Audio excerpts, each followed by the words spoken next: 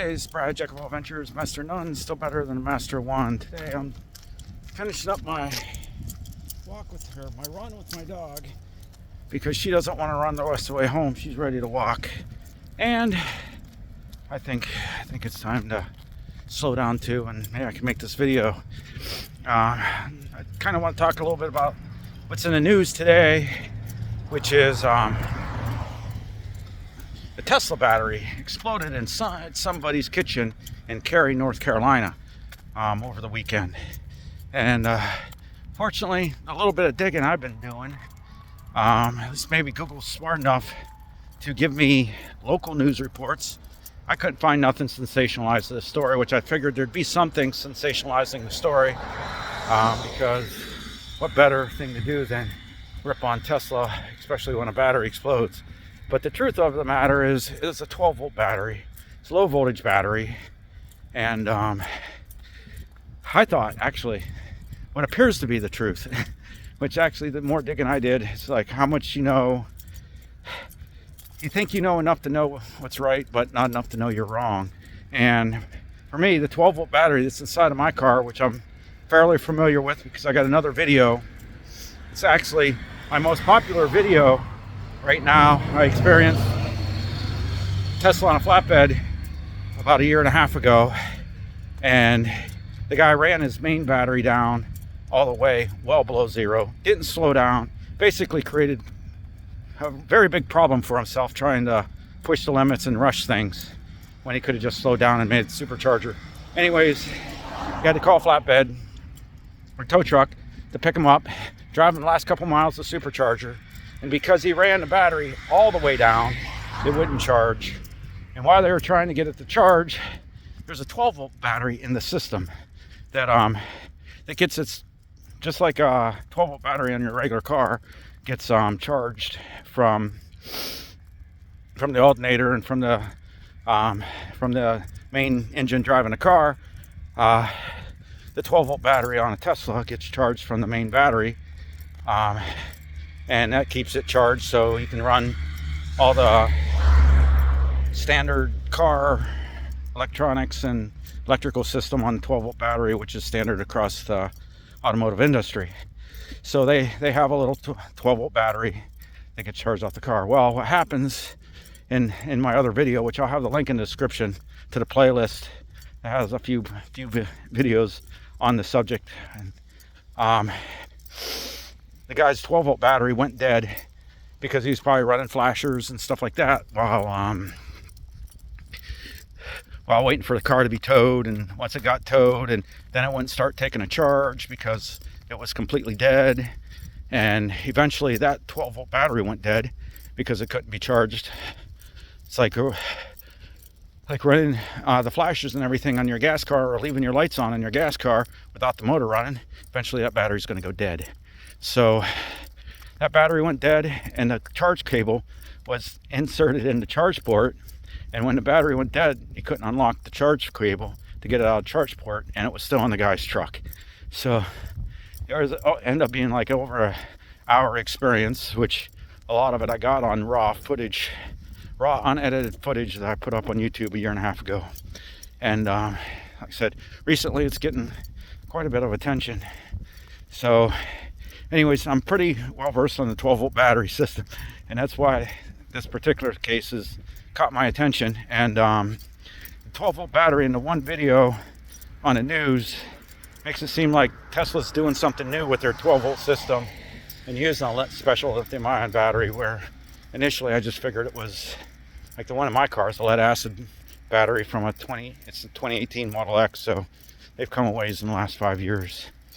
But the Tesla owner in the exploding kitchen scenario, he was kind of wrong too. He took the battery out of the car, brought it in the kitchen, and tried to charge it.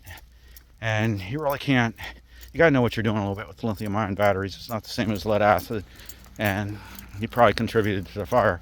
But a little bit of honesty and genuine negativity towards Tesla. Their service sucks.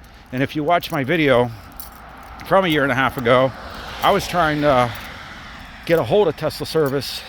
I pretended like I was dead on the side of the road, trying to get a hold of Tesla service, because it's only happened to me one other time, and the time I had my Model X, and they answered the phone right away and helped me right away.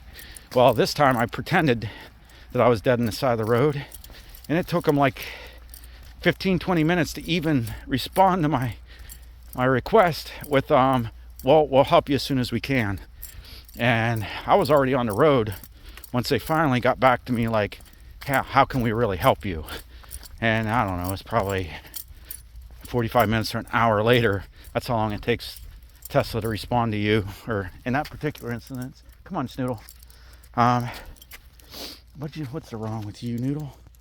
What do you gotta do? Let's go. We're going this way. Anyways, Tesla service is not the greatest. And this particular situation with the exploding battery in the kitchen, the Tesla owner was trying to get the battery fixed through Tesla, and it was going to be a pretty big production to get to happen. And I don't have any problem believing that with my experience with Tesla service. It definitely could be better. So anyways, yeah, they couldn't get a battery quickly through Tesla, and they tried fixing it themselves and ended up with a small fire in their kitchen. It really wasn't that. Come on, Noodle, let's go. We're already walking and not running. What is your deal? Come on. What? Let me spin it for a sec. What do you need to do? You're tired. Or did you find some food? Anyways, let's go. All right, our break time's over. I had to pause it for a minute. But, yeah, I mean, if you watch the whole stories, it just filled the house with smoke, and, they got the fire out pretty easily with the fire extinguisher, and it really wasn't that big a deal. And with the headlines, if you just read the headlines, you would think another Tesla caught something. Actually, I don't know if that's entirely true either, because they did omit right in the headlines I've seen that it was a 12-volt battery. But how many people know what a 12-volt battery is? And they just see Tesla and battery fire. But typically it's a similar battery that's in every car. Snoodle, we're still a mile away. Come on. We got to keep moving. You got it. You got it, little dog. All right, well, I give her a little attention. Hopefully she'll leave me alone for a minute. She's just like a little kid. I just want to wrap this up real quick anyways, because it's already, I always keep these videos under 10 minutes. I get bored watching them too. But hopefully you can see basically what's going on here, and maybe take a look at my other videos. I'll have the playlist linked in there, and realize that that's not a Tesla problem. And if you do get a Tesla, you should get a little knowledge, learn from this guy's bad experience, and know how to keep from running your battery out. As there gets to be more and more superchargers and stuff available, I mean, you won't even have to push the edge of the envelope. There'll be plenty of places to charge. And my point is, I've had my Tesla for 5 years, well over 5 years now, and I love the car. So all these Tesla bashers and electric car bashers, if you don't experience it, your opinion means nothing to me. And I'm definitely getting a lot of negative opinions on that, on my videos there. So watch them with an open mind. Get some comments with some, or whatever you think. I mean, if you really think electric cars are stupid and you haven't driven one but you're sure they're stupid, go ahead and put your stupid comment up there.